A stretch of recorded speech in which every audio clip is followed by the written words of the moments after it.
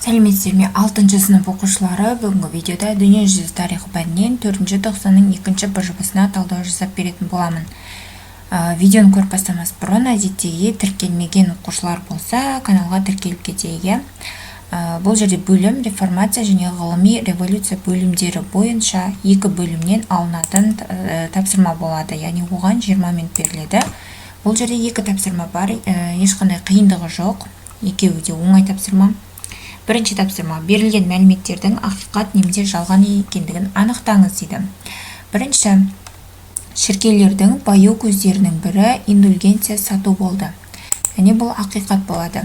Екінші, кешірім ақшаға емес Құдайдан беріледі деп айтқан Лютер. Яғни бұл да ақиқат. Үшінші, шіркеуді реформалау мен қайта ұйымдастыру реформация деп аталады. Бұл да ақиқат.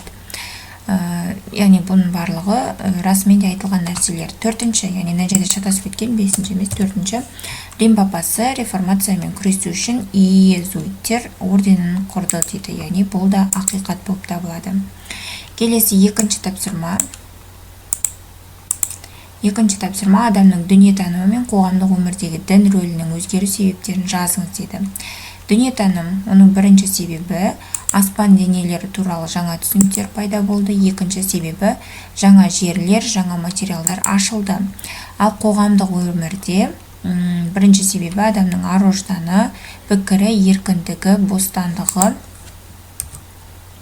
ең бірінші орынға шықты.